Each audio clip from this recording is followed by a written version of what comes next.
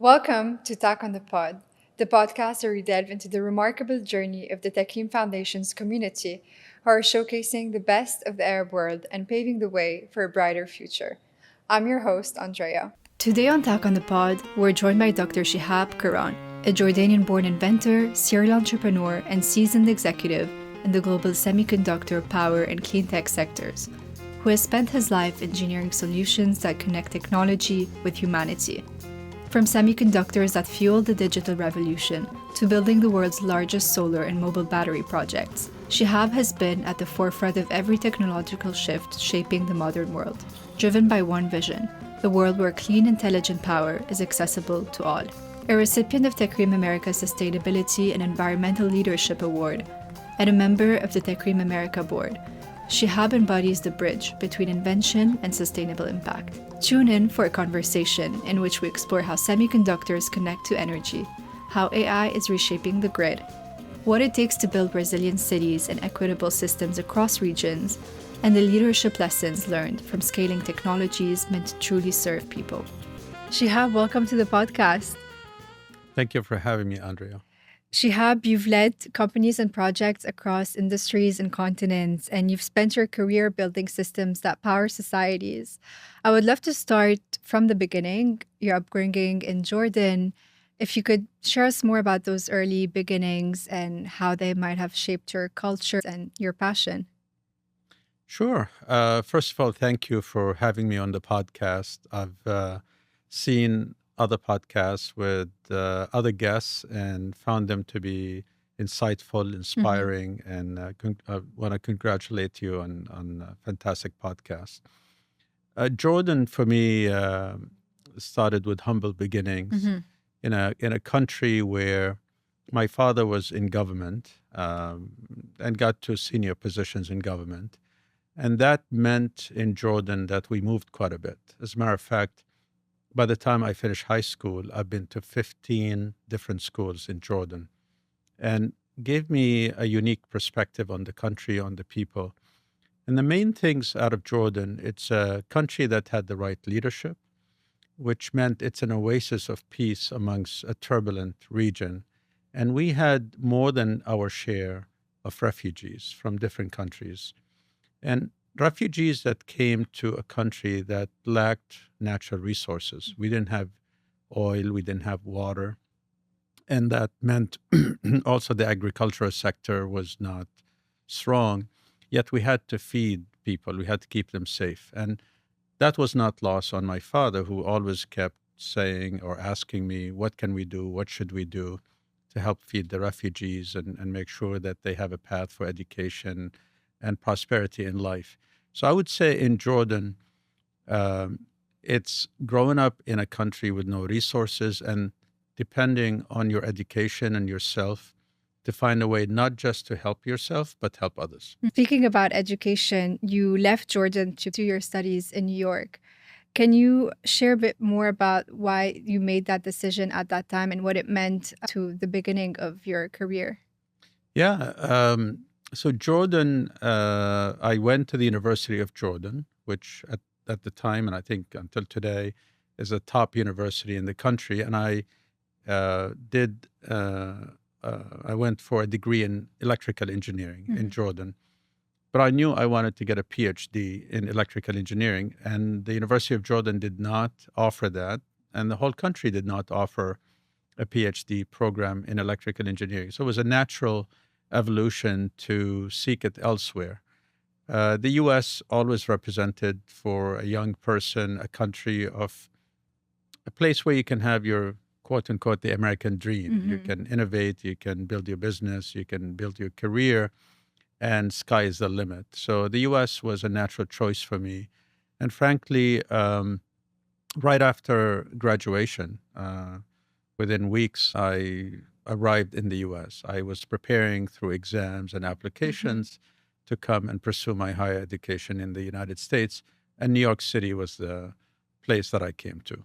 And it must have been very different back then with just accessing the knowledge that you needed to make the decisions that you had to. And you ended up entering a field that was almost unknown to the Middle East at the time. when it comes to working with the semiconductors, and we'll get more into that. So how would you overcome the barriers of knowledge to entry when it came to picking a direction and picking a field that was gathering momentum maybe in the West, but was sort of more untapped back where you were raised? Yeah, so we can talk more about semiconductors. So I really did not choose semiconductors. Kind of Mm-hmm. semiconductors chose me. Mm-hmm. And what happened was I was a graduate student. So I finished my undergrad at the University of Jordan. And as a graduate student, you need help financially and mentorship and so on. And so I found a fantastic professor. His name is Noam Scheinberg, and I really liked him. And I approached him and I said, can I be your student? And he said, look, as a graduate student, you need funding. I don't have funding, but if you want funding, I'm a chief scientist of a startup company, an hour and a half or 2 hour away drive in New Jersey. You can go and interview.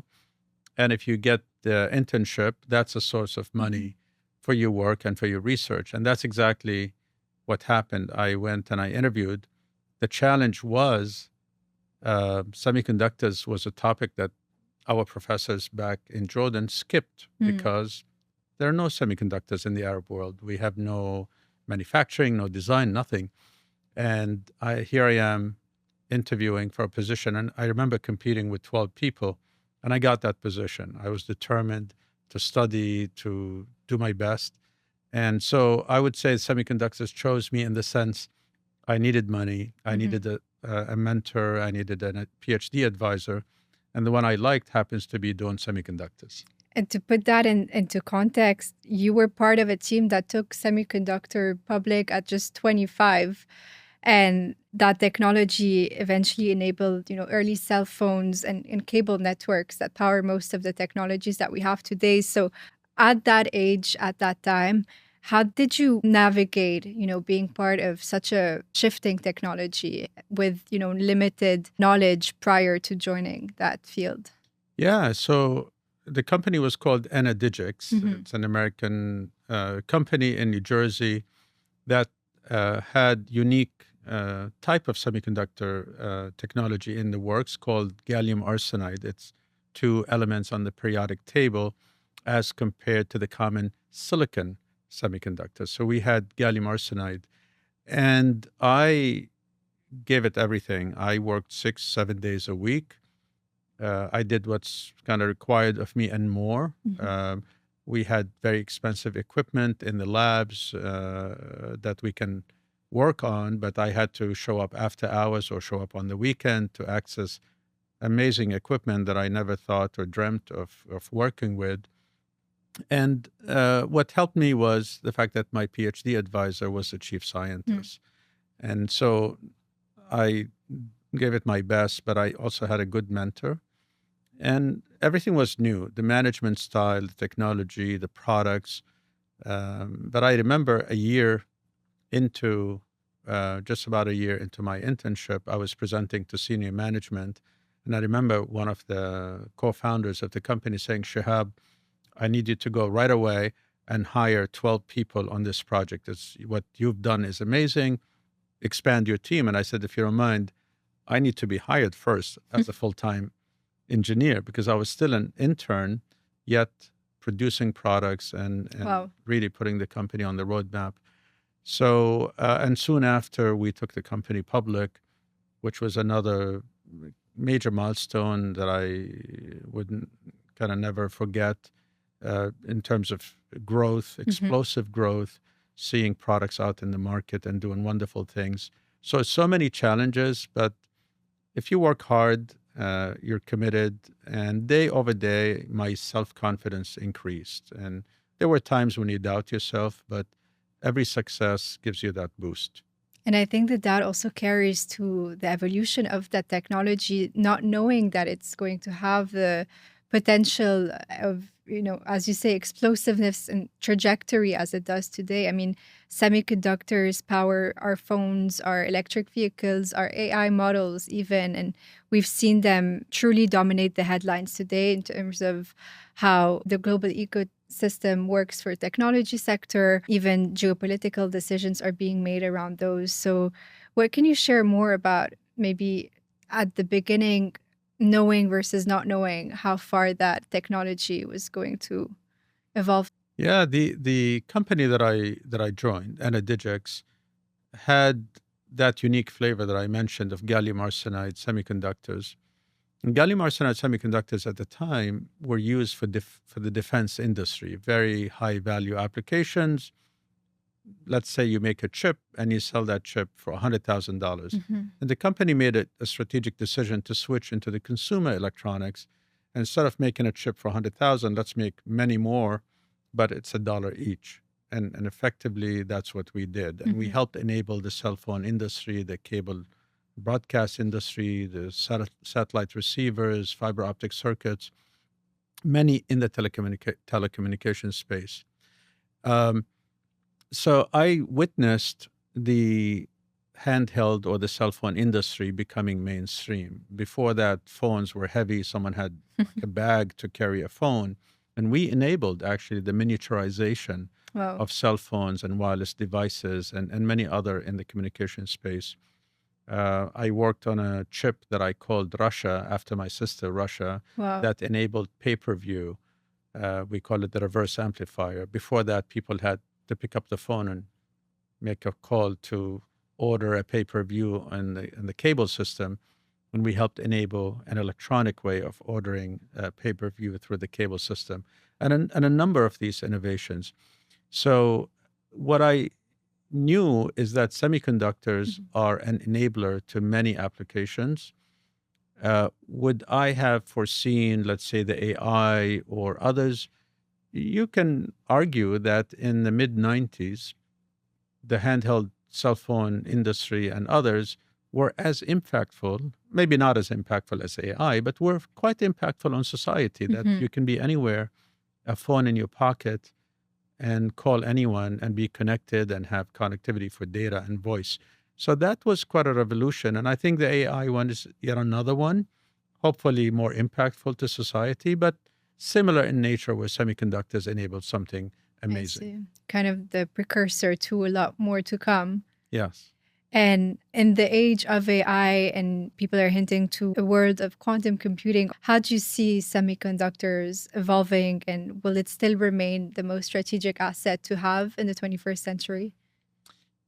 Frankly, it is. Semiconductors happen to be, it's strange. It's highly involved in terms of innovation and technology and large investment. Yet at the same time, it's what we call a cyclical Hmm. industry, meaning from an investment perspective, sometimes it's fantastic, but for many years it would be very challenging. And we've seen that in the memory business and the processor business. Some of the biggest names back then are not big names anymore. And so a high tech industry, yet cyclical, and yet is a prerequisite of so much of what we do today in media, telecommunications, defense, computing, vision, you name it. So I think semiconductors for nations is part of the sovereign calculation for strategic calculations for countries. But if you look around the globe today, you'll find the US, you'll Mhm. find some European countries, Japan, Korea, China, Taiwan. But I can't think of, I mean, the rest of the world, even the US in semiconductors used to be on the forefront. And now you see TSMC, for example, out of Taiwan with the most advanced technology. The technology, when we say semiconductors, uh, pretty much started bumping against the limits of physics, Mhm. the optics, the lithography, and um, newer technologies in photonics, in quantum computing are around the corner Hmm. and will be needed. because pretty much we have kind of plateaued in a lot of areas in terms of power consumption, in terms of the physical chip Yeah. manufacturing. And we'll get into that. Speaking of just those massive innovations that supersedes the previous set of tools that we had, you were part of the world's largest solar electric project back in 2006, to put it in context, when renewable energy was still new terrain. You founded Petra Solar. Can you tell us more about that chapter? Yeah. So growing up in Jordan, I chose to intern while in college at the Royal Scientific Society. And the Royal Scientific Society, the area that I worked in for a summer was solar energy, batteries, wind. So I traveled the country installing solar systems, battery systems, maintaining them, visiting wind farms. Even back then, I have to say Jordan was quite advanced in their vision. They did not manufacture the technology, but they definitely invited the applications and implementation. So I came to the US with that conviction that I wanted to do something in solar and renewables. Same, by the way, in water and in food. Those three, the food, water, energy nexus has been Mm-hmm. a guiding principle. And so when I was in the semiconductor industry, I've always kept an eye on those applications or sectors. And so I've spent enough years developing cell phones and things like that. And I really wanted to get into solar, into water, and so on. And so I was at a company called Fairchild Semiconductor, which happened to be the oldest existing semiconductor company at the time. And at the age of 35 or so, 35, 36, I was managing a team that produced over $1 billion worth of semiconductors globally. But I wanted that to be applied in solar more than cell phones, more than we've done enough in a way by then. And so I adopted the solar, call it strategy within the company, became the solar executive advocate, and became convinced I need to go form my own solar company and use semiconductors. That's exactly what I did. I built a business plan based on semiconductors to build a solar company. I got it funded, and within about 18 months, went from zero to building and deploying the world's largest solar project that we did at Petra Solar, the company that I founded. So that was a massive step function, if you wish, in accomplishment based on all the prior years of conviction in renewables and knowledge in the semiconductor industry. I was able to witness the scale of that project in New Jersey. And I wanted to ask, what were the main challenges at the time to really expand at scale and kind of really push and advocate for its application? Yeah, it's. I always talk about that. I need to write a book about that period of time from inception to implementation and to deployment of the world's largest solar project and largest in the history at the time. I set out. First of all, I kind of recruited a small team, and primarily a professor and 3 students from the University of Central Florida. Dr. Isa Batarse, and at the time students, not professors or PhDs, Khalid Rustum, Hussam Al-Atrash, and Ajay Mansa. So pretty much we're all immigrants. And the challenge, and they were in Florida. I was in New Jersey. And the business is in New Jersey. That's the market. That's where I lived and wanted to build the company. So there were challenges across the board. I managed to raise money, kind of go to Silicon Valley, meet the VCs and so on, raise money. The team I mentioned were, the initial team, but some of them were students, still needed to graduate and so on. And so I would say people ask me that question, what was your biggest challenge? To me, it was access to talent, to people. I can remember how the first 5 vice presidents in Petra, and we were in New Jersey, mind you. New Jersey was one of the most advanced in solar adoption in the United States. California and New Jersey were like at the forefront, and we always bragged on a per capita basis, New Jersey was ahead. But the first 5 vice presidents, I had to recruit them from outside of the state of New Jersey. So even a state that's quite advanced, when you need access to the right talent, we had to go find them from outside of the state of New Jersey, whether it's California, whether it's some other states. And so to answer that question, and it remains true till today, Andrea, it's access to talent. Just the talent people has been always the biggest challenge.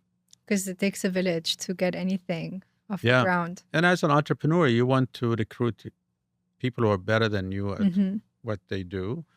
And to build a company, to build a team, you need all the skill sets from finance to sales, marketing, engineering, production, supply chain, you name it.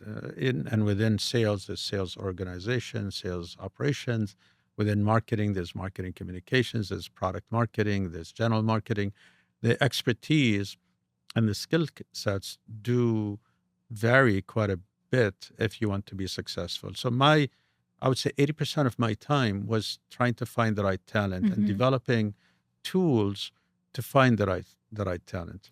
What would you say, especially when it comes to technical roles and fulfilling the duties, what would you say are the main qualities that you look for when you're poaching for talent for those very, heads-on roles? My understanding of recruitment evolved and continues to evolve till today. I don't claim to have a perfect formula. Early on, it was a technical specification, a job description. Can you code? Can you design? Can you build this? But one of the things that I learned, which was important, and I learned that from Professor John Carter at Harvard Business School. He was the professor on leadership and authored a number of books about leadership versus management. And that to me was one of the biggest revelations, that when you build a team, every team, not just the company as a whole, every team needs a leader and needs a manager. And there's a distinct set of qualities between a leader and a manager. And so operations needs a leader and needs a manager. R&D needs a leader and needs a manager, and so on. So that understanding, that dimension, that layer, that's typically not looked at, was a secret weapon, if you wish. So when I looked for qualities in people, I quickly, based on my education and experience, because people are either a good leader or a good manager, you'll be surprised. Rarely anyone is the perfect leader, perfect manager at the same time. I quickly would say, okay, who's going to be the leader of that group and who's going to be the manager? It doesn't have to be that the leader is on top. Leadership, is about direction, it's about guidance, it's about outward and forward looking. Management, think about a ship. A leader is the captain who says, okay, we're going to go right, there's a storm, we're going to go left. But a manager is the engineer running the engine room. That captain is not going anywhere if there isn't someone running the engine room with all the valves and the engines and the pumps and so on. So leadership versus management is a learning that I had that helped me quite a bit, in addition, obviously, to technical specs. Speaking of putting teams together, you're leading Power Edison and EV Edison. Between building the world's largest mobile battery storage and also developing the largest EV charging super hub in the US, I want to focus a bit on the name here. Both of your companies end with Edison, which carries a strong legacy in terms of invention and entrepreneurship. When you chose that name, what did it come to represent to you? And ultimately, what are you trying to solve with both of your companies? Yeah, so when you think about the solar company, I called it Petra Solar. And Petra, for obvious reasons, I'm a Jordanian-American. Petra, people said, when you pick a name, it should be like solid, a rock, like you hear about black rock, black stone. Petra in Greek, it means stone. And it kind of checked the box to where I came from. And also, I thought about when the sun is at a certain angle over the rosy city, this whole city of Petra turns into this beautiful color of rose red because of the sun. So we wanted our systems, our solar systems, to flourish and shine with the sun. So there's a connotation to the solar as well over the rocks. Uh, 10 years ago, founding Power Edison with focus on batteries, innovation is center and key to what we do, but also we are addressing challenges of the electrical grid, this power systems. And I happen to serve on the advisory board of the Thomas Edison Foundation and the Charles Edison Fund. Thomas Edison lived and grew up in New Jersey and had a fantastic career in innovation in New Jersey. But Thomas Edison is the one who built the initial utilities. If you live in New York City, you have Con Ed, which is Consolidated Edison. The name Edison is because of him. If you're in Detroit, there's Detroit Edison. If you're in Southern California, there's Southern California Edison. If you're in Chicago, there's Commonwealth Edison. So Edison is kind of the father of the grid, and he built grids around the country. And so I felt, Power Edison, and I give credit to my wife, Janan. We were looking for names, and she put the two together. I remember I was driving, and she was at the computer, because we also wanted the name, and we wanted the domain, and so on. So Power Edison, EV Edison, is putting the names together that bring innovation, the aha moment of innovation and the light bulb. We put that in the logo as well. And EV Edison, the same. We actually have other Edison names. In the portfolio, yeah. Yeah, we have others in the portfolio. Speaking of the work and the problems you're trying to solve through your company, I would love to hint upon, those initiatives that you're working towards pushing and enabling mobility. So with the battery storage system, a big part of the component is the fact that it's a mobile system. And the battery charging sites in the US are also enabling, mobility of renewable energy vehicles. So what do those projects to you symbolize in terms of the energy transition and how you're trying to participate in that? Yeah, so what we do at Power Edison and what we do at EV Edison is related, even though they both are independent in their roadmap and what they do. And we have a team, and I have a colleague by the name of Yazan, who's a co-founder and young man who brilliant and became a Forbes 30 under 30 in energy in the United States. So when we think about EV Edison, it's a company that's focused on developing EV infrastructure. So it's an electrification of the transportation sector. And the super hub site that you reference is in New Jersey, but it's inside and at the heart of the New York metropolitan area. The New York metropolitan area is the largest metropolitan area in the United States, over 20 million people. And you have the highest income per capita in this metropolitan area. So you've got 20 plus million times high income per capita. So it's a very strong economic block. But we don't stop there. New York metropolitan area is North Jersey, New York City, and Southern Connecticut. Those are three states, Connecticut, New Jersey, and New York, that are very progressive when it comes to the energy transition and renewable energy.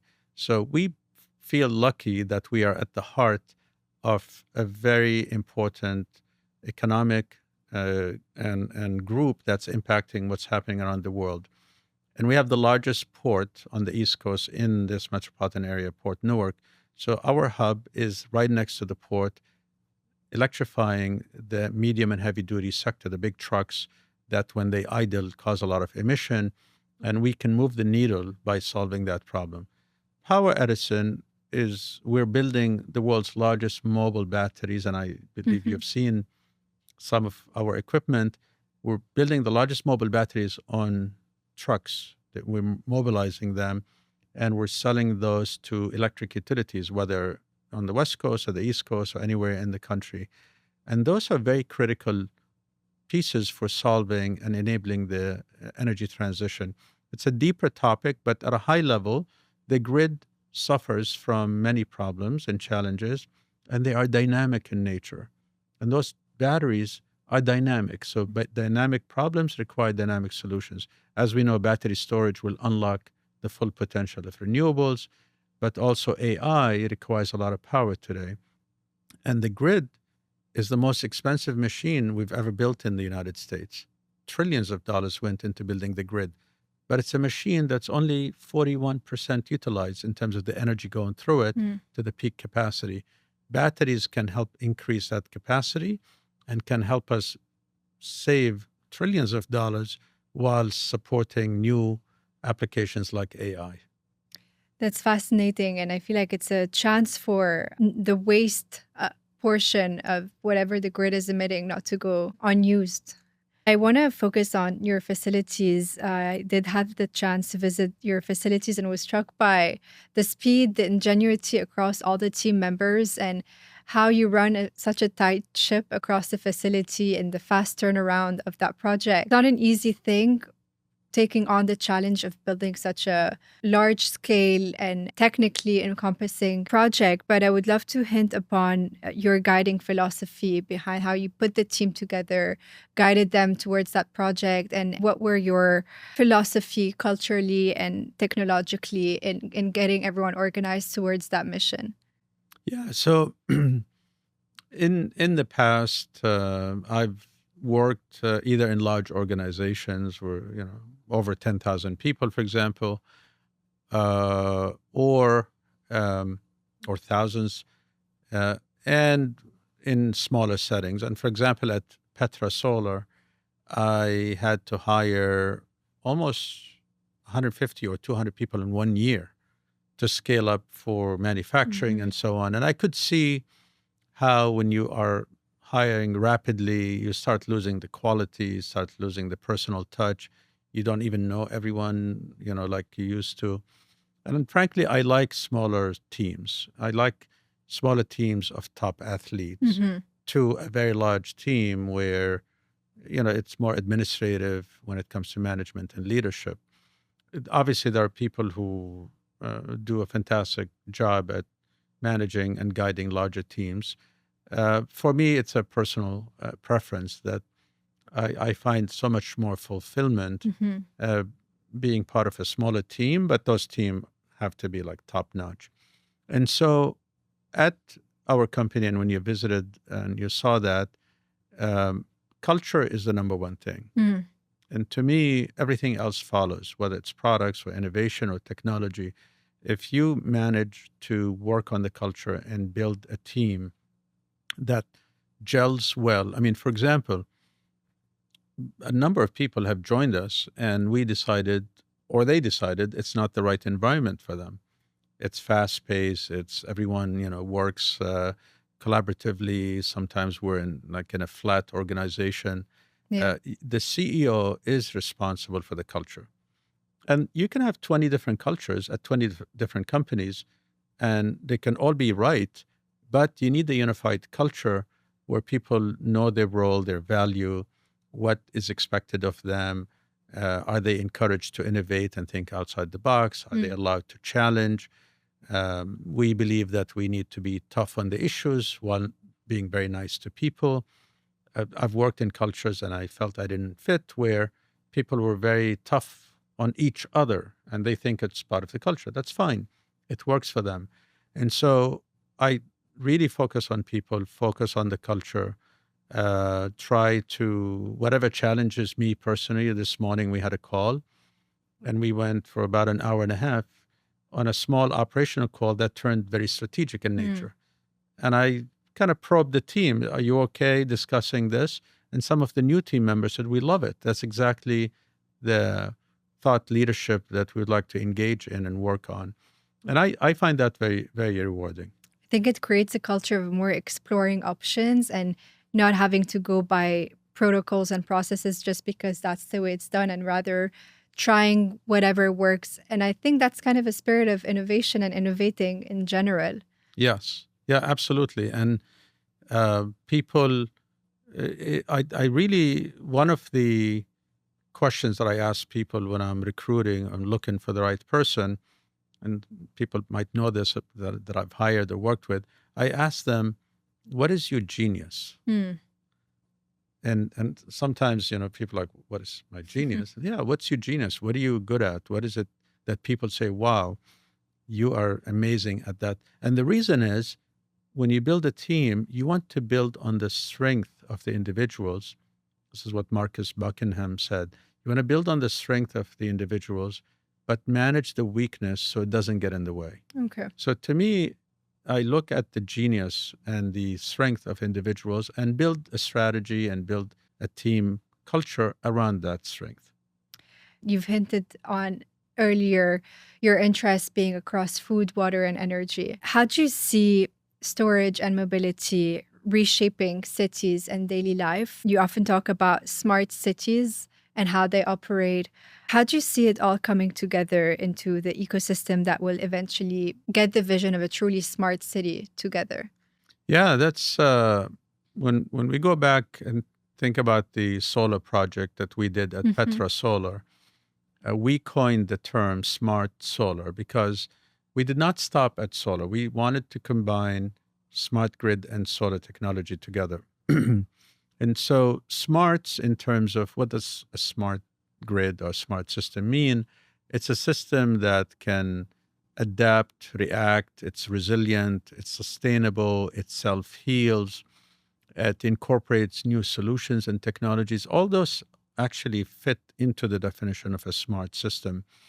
And uh, the water, food, energy nexus is Mm. such a strong coupling between the three of them that when you make one smart, you're by definition helping the other one become smart as well. And so, communication, which is what I worked on in the semiconductor world, is the link, for example, between devices that communicate, Mhm. computing, intelligence, adding transistors, kind of adding semiconductors in products that might otherwise not have that intelligence in them, and enabling them to work with each other. And so you can make any system smart, especially in when we say a smart city. A smart city has electricity, the grid is part of it. Transportation is another part. Water and pumping and so on are another. And when they are smart, they become collaborative. Mhm. For example, today, if you read or listen to political candidates, you heard that in New York in the mayoral race, you heard it with the president of the United States. They're talking about the cost of energy and they're talking about affordability. How can a smart system help with affordability?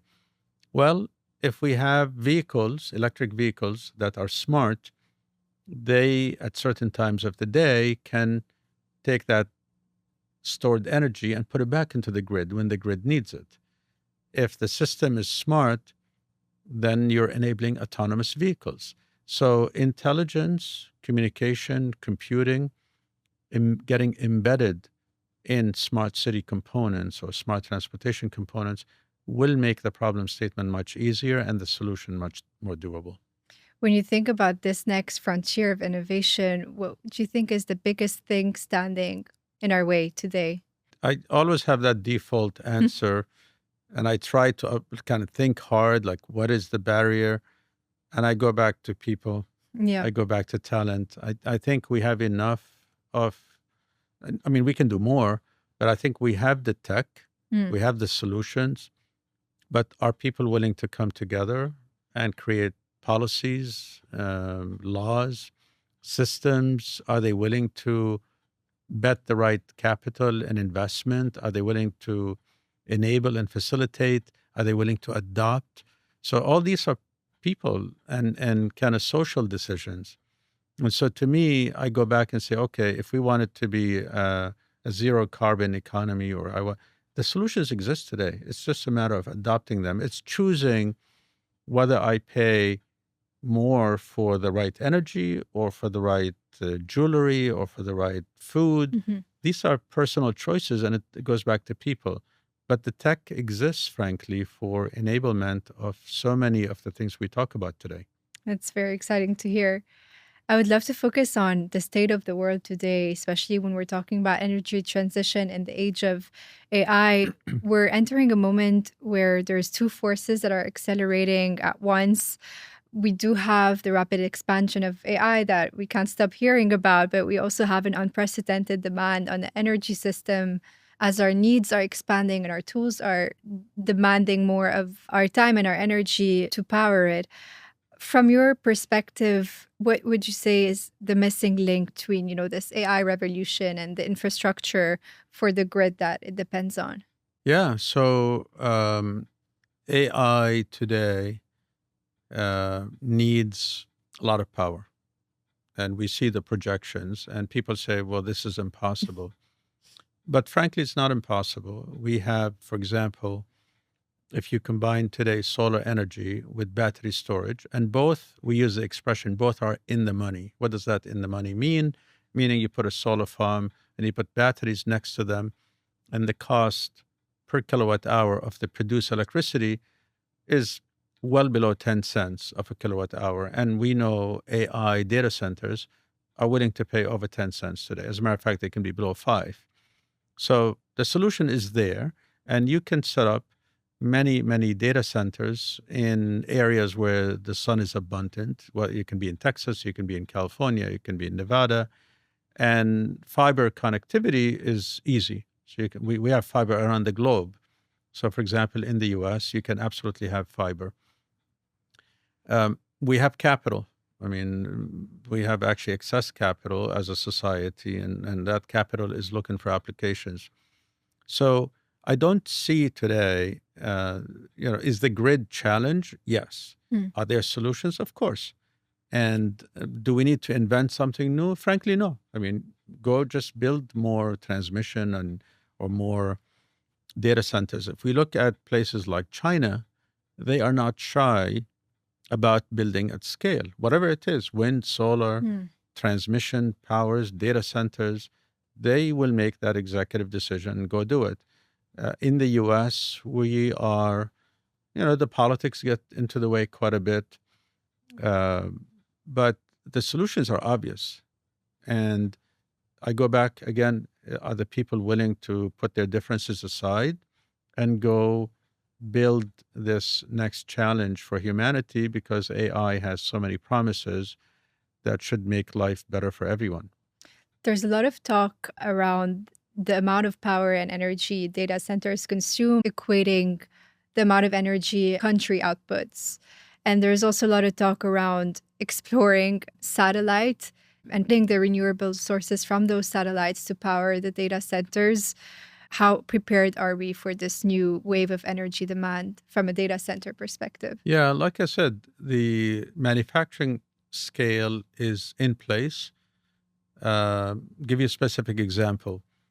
A Ford Motor Company that saw that their pickup trucks, that are electric pickup trucks, they saw a slow in demand, and now they made an announcement that the manufacturing capacity for batteries, they want to repurpose it for the grid. So there's excess capacity for battery manufacturing for the grid. We know solar is now a technology in reach for many countries to produce solar panels. And if not, you want to buy it from China or other countries that make it. So the solution to bring more power on the grid is available. It's actually economical. Mm-hmm. And I see that if you want to put a data center, near Manhattan, obviously that's not the right place.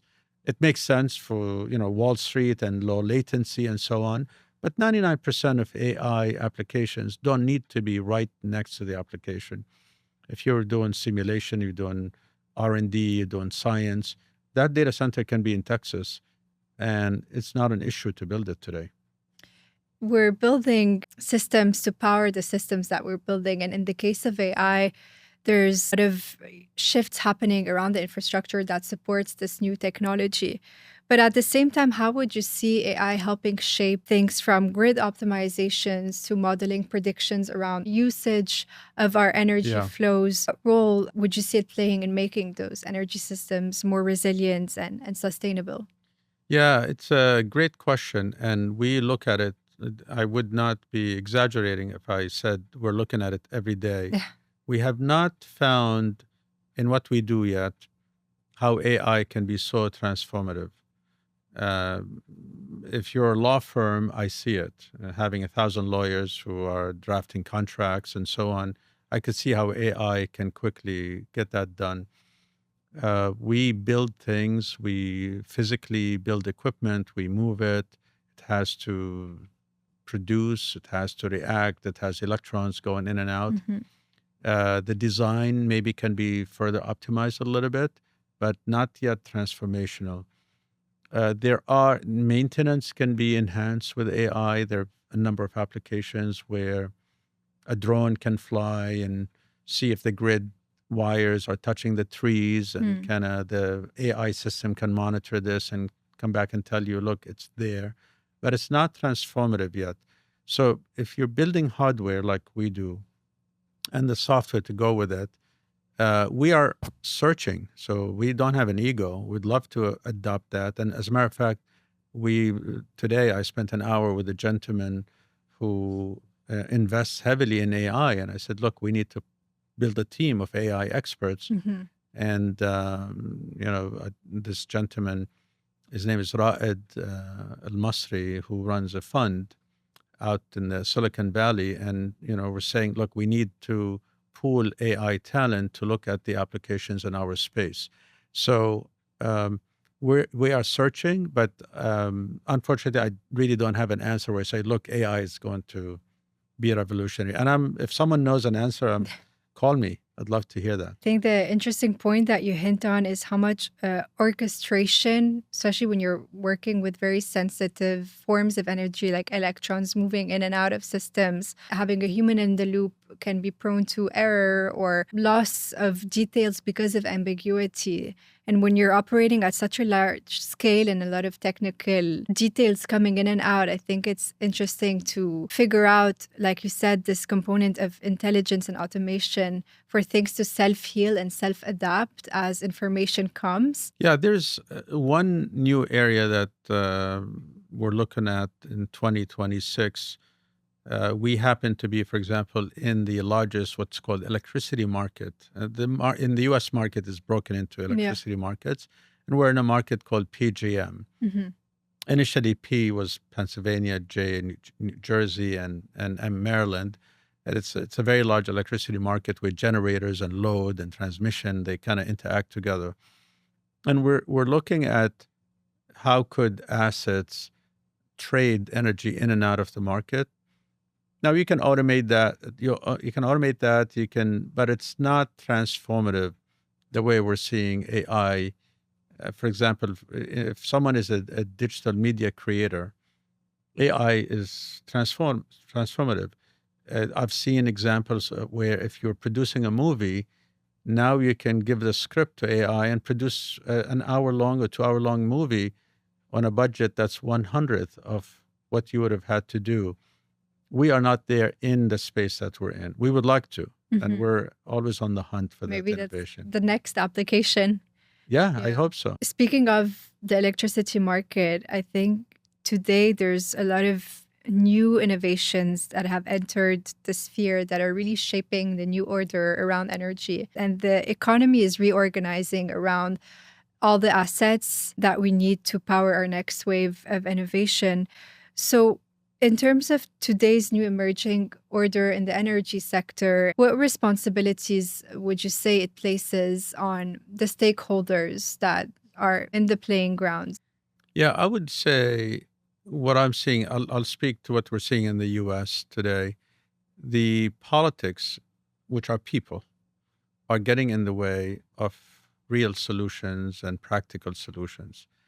Whether it's the politics of red states versus blue states, whether it's the politics of renewables or no renewables, whether it's the politics of tariffs and no tariffs.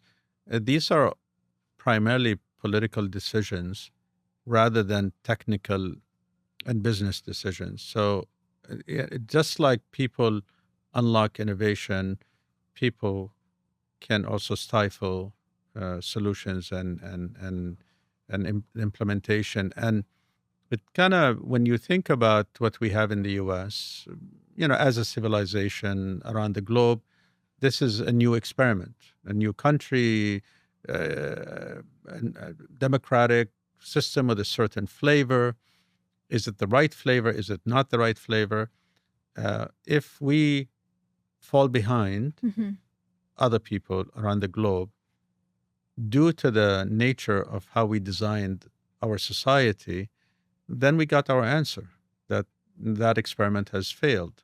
So I hope it has not, and I hope that the people, kind of band together to Mhm. really implement meaningful solutions, whether it's climate change, whether it's cancer, whether it's so many things that need to be addressed, and far less of the infighting. I would love your regional perspective on also collaborating in this effort with the Arab world and kind of compare and contrast the lessons that one market could learn from the other in terms of handling policy around energy transitions. Yeah, I'll speak to the Middle East Yeah. more. I've been to various parts of the Arab world, but I'll speak to the Middle East because I've done projects in the Middle East and deployed renewable energy and so on. And I just came back from the Middle East. I visited Qatar, I visited Egypt, I visited Mhm. Jordan, and planning to go visit Saudi Arabia soon.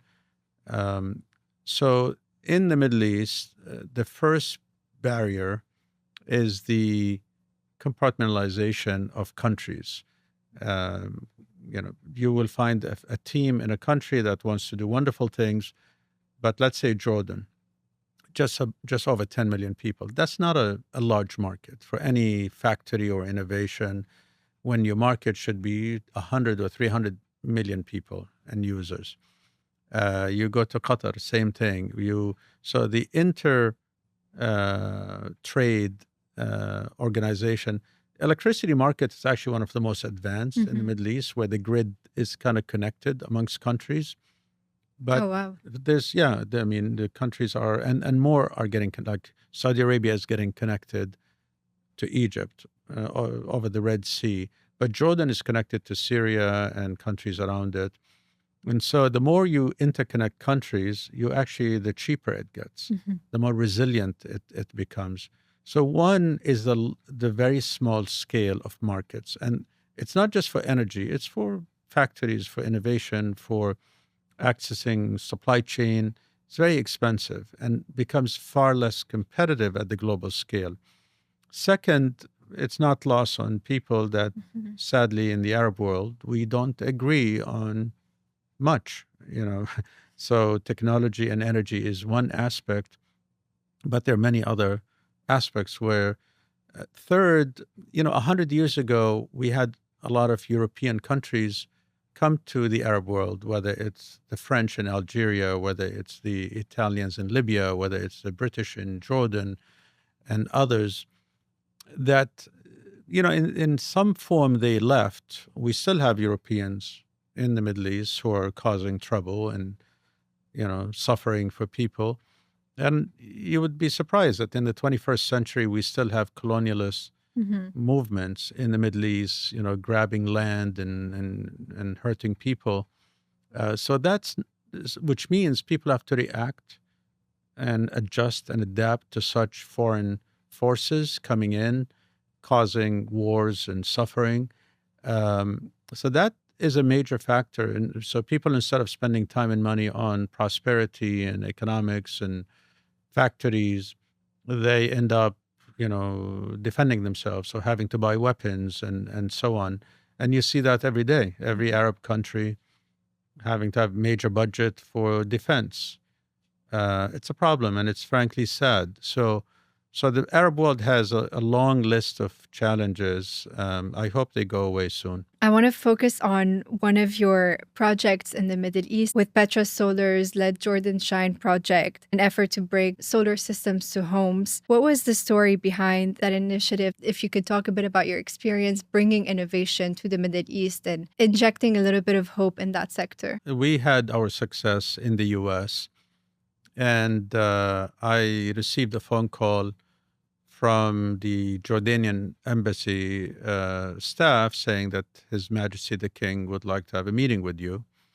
And sure enough, I went to Jordan and met with His Majesty King Abdullah, who said, how can you bring part of what you've done to Jordan and help out with jobs, innovation, deployment, you name it. And so to me, that was an easy ask, if you wish. I grew up in Jordan. I'm an American today, but I will never forget about my roots. So I went back and I remember visiting Jordan, I think like 17 times in 1 year, traveling back and forth. And what we ended up doing is something that I'm very proud of, which is we did a lot of things. One, we participated with the parliamentarians in creating, I'll say not creating, maybe adapting and optimizing renewable energy laws. We held town hall meetings with communities explaining what renewable energy and solar in particular can do. We flew professors and other people from Jordan to our facilities in New Jersey and trained them. We held seminars and webinars. We acquired companies in Jordan, small companies, and kind of people became employees of Petra Solar. We opened an office, and then we created a vision called Let Jordan Shine. And in collaboration with His Majesty King Abdullah and the utilities, and the area that was picked to deploy solar was in a governorate called Tafila, which is my hometown. I wasn't born there, but my father and my mother were born there. And it happened to be one of the poorest places in Jordan where, frankly, many of the many of the electricity users didn't have money that they didn't pay the electricity company. So it was actually cheaper for the electricity company to make themselves sufficient rather than supply solar and not get paid for it. And so we shipped equipment to the technical university in Tafila. We trained the students. We wanted them to do the work. We just wanted to empower them, educate. But the students went out there, met with the residents. The students assembled the systems, integrated the systems, and built the systems.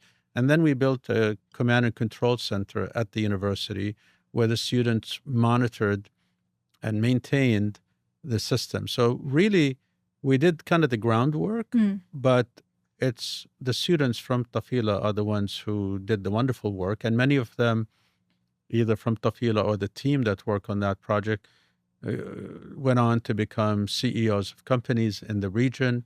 And very shortly after that, we built a smart city project in Bahrain. Oh, wow. And it's the same team that went to Bahrain and built the smart city in Bahrain. So for me, that was so fulfilling. We lost money on the commercial activities in Jordan, but that wasn't the metric we were looking for. We were looking for impact. Your work has grown through all facets needed to really help with the transition. Your impact grew from chips to grids to smart cities and having different pilot projects from the US all the way to the Middle East. How has your leadership style evolved through those projects and through the scales? And what matters to you more now than it did earlier in your career? Yeah, so I think nowadays for me, it's more of passing on the baton rather than getting the work done myself earlier. So I personally I am spending more time on mentoring, spending more time on explaining things. And part of it is because I know far more than when I was 35 years old. I was learning myself. Now it's kind of like repeating some of these experiences and passing on that knowledge to the younger generation, like Yazan that I mentioned earlier. Yazan joined me at a school as an intern, and in no time I joke with him, I threw him into the fire. Whatever the challenge, the meeting, whether it's with the CEO, whether it's anyone, you got to do it. And amazing capacity to getting it done. And that got recognized in the US, and he became a Forbes 30 under 30 in energy. And so that to me, passing on the baton, same thing with my kids. We have three kids at home. We have Rayan, we have Noura, and we have Danny. And their names are not a coincidence. Rayan is a water name, and Noura is a light or solar name, and Danny from Kotufa, Dania in heaven, kind of your food is close to you. So it is the water energy food nexus that we talked about earlier. Are their names, so they embody that commitment to the nexus. And so Rayan and Noura are engineering students. Because engineers are problem solvers, and I can personally mentor them as engineers more than, let's say, if someone is a dentist. I really don't have much to offer. I can, but not as much as when they are the engineers and they continue on the path of solving the problems of society we're working on today at E.V. Edison and Power Edison. So from a leadership perspective, it's more of passing on the baton. It's more of mentoring. And I hope that we can further institutionalize that. I know you and I intersect through the TAKREEM America work. And I know that others at TAKREEM Foundation, TAKREEM America, would like to take the mentorship concept further and advance it and make it affordable and accessible to so many young people. And that's something that I'm very passionate about. From all the teams that you've built across industries and continents, you do serve on a lot of boards and organizations around, energy innovation, but also organizations that highlight the Arab world. What would you like to leave in terms of legacy, in terms of the message to carry from your work? I would say that a young Jordanian boy coming to the U.S., I arrived in the U.S., I really didn't have money. My kids know a number of stories of not affording, food for some time and living off some bread and cream cheese for a week at a time because that's the most I can afford. So very humble beginnings. Now, I could have at any point in time quit and go home, and there's, we were lucky. There's food and shelter, and I could have lived a more comfortable life. But I wanted to prove to myself and to people around me that I can make it on my own. So the financial means were not there. And the legacy is, look, you can pluck anyone from anywhere. And with the right determination, right focus, you can achieve those dreams. And it sounds a bit academic, or it sounds, altruistic, but it is actually true. I look back and against the odds, and I look at what are the guiding principles. It's really working hard. It's education, respecting others, not settling for, mediocre or average performance. And if you do all of those and stay committed and serious about what you're working on, you can make it happen. No problem is too large or complex. Exactly. Shihab, I would love to wrap this up with a rapid fire round of questions where you can answer in a word or a sentence, however you see fit. What is one habit from Jordan that you've carried with you everywhere? A habit from Jordan. Insisting on pleasantries in our interaction with each other. I came to the US and people say, "What's up?" And I found that like a bit abrupt and sharp and like, "Well, how are you?" And sometimes they're like, "I don't have time for how are you and how was your day?" So I would say the pleasantries, culturally, that's important to me. And sometimes they don't fit, and I continue to do that. What is the first invention you are truly proud of? First invention is the water invention, effectively turning seawater or salty water into fresh water and leveraging semiconductor work that I've done. That's work that I've done in the early 2000s using capacitive deionization for water treatment. Very proud of that. Has not yet taken off as it should. Hopefully I'll get to help commercialize it in a big way one day. It's exciting. A scientist or inventor that inspires you? I would say my PhD advisor, Noam Scheinberg, who's uh, an interesting person, quite innovative, uh, not your typical social leader, for example, or anything, but highly intelligent, uh, thinks about solving problems all the time as an engineer. He Hmm. had good education out of MIT and other places, and made me very pragmatic and practical and not shy about addressing problems. What is a country or maybe a city that inspires you with its renewable vision?